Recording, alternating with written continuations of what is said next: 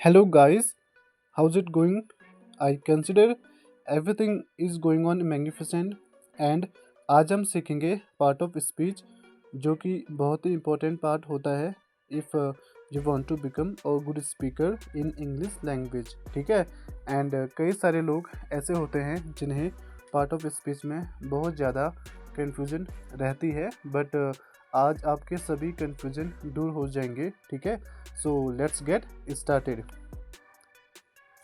सबसे पहले हमारा पार्ट ऑफ स्पीच होता है नाउन एंड उसके बाद pronoun, then verb, then adverb, then adjective, then preposition, then conjunction, then determiner, then interjection. ठीक है।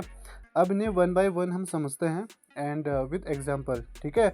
देखिए नाउन किसे कहते हैं। देखिए noun indicates any person name and any place name etcetera. That means जब कभी भी किसी भी व्यक्ति का नाम या किसी भी स्थान का नाम कहीं पे आता है तो आप डायरेक्टली उसे इंडिकेट कर सकते हैं एज अ नाउन।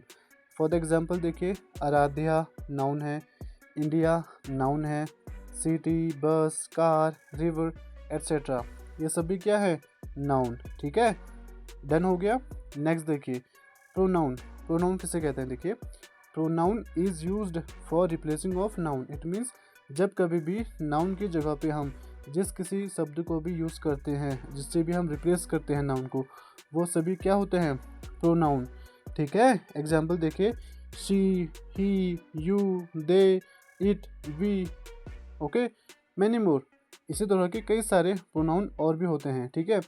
तो ये हमारा प्रोनाउन हो गया। ठीक है। नेक्स्ट देखिए वर्ब।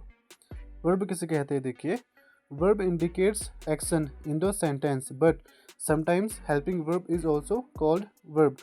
यानी कि जब कभी भी हम कोई भी वाक्य बोलते हैं इंग्लिश में उस समय उस सेंटेंस उस वाक्य में जो भी एक्शन हो रहा होता है वो एक्शन किसके द्वारा होता है वर्ब के द्वारा। ठीक है।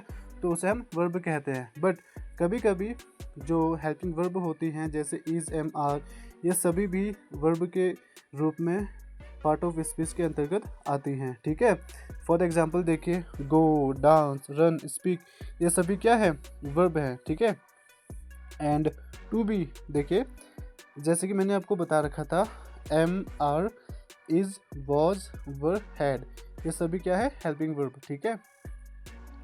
नेक्स्ट देखिए एडवर्ब। एडवर्ब किसे कहते हैं। Adverb describes verb and adjective and any other adverb. यानी कि एडवर्ब जो होता है वो इंडिकेट करता है वर्ब को और एडजेक्टिव को। ठीक है। एग्जाम्पल के लिए देखिए जैसे कि फास्ट, स्लोली, वेल, वेरी ये सभी क्या है एडवर्ब है जी। ठीक है। नेक्स्ट देखिए एडजेक्टिव। Adjective describes noun. ठीक है। आप एडजेक्टिव एंड एडवर्ब में कंफ्यूज ना हो क्योंकि जो एडवर्ब है वो वर्ब की और एडजेक्टिव की विशेषता बताता है, लेकिन जब अगर हम बात करते हैं एडजेक्टिव की तो वो सिर्फ नाउन की विशेषता को बताता है। ठीक है। जैसे कि ब्यूटीफुल, टॉल, डार्क, इंटरेस्टिंग ये सभी क्या है एडजेक्टिव। ठीक है। नेक्स्ट देखिए प्रीपोजिशन।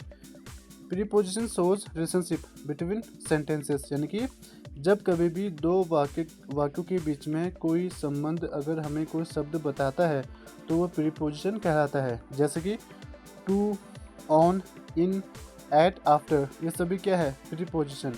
ठीक है। नेक्स्ट है conjunction.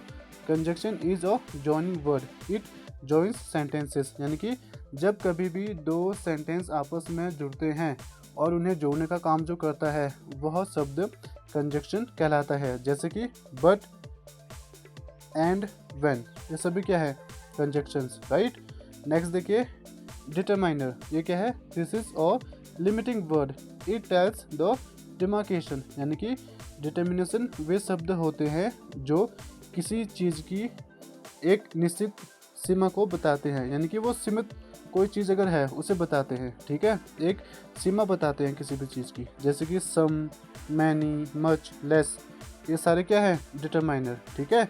And the last one but not the least, okay, interjection. देखिए it is a expressive word, it gets expression of the sentences. यानी कि यह एक एक्सप्रेसिव वर्ड होता है, जैसे कि कभी भी अगर हमें कोई चीज़ एक्सप्रेस करनी होती है तो उसके लिए जिन भी शब्दों का हम यूज़ करते हैं वो सभी इंटरजेक्शन होते हैं, जैसे कि for the example wow, oh, ouch, ये सभी क्या है, इंटरजेक्शन। ठीक है।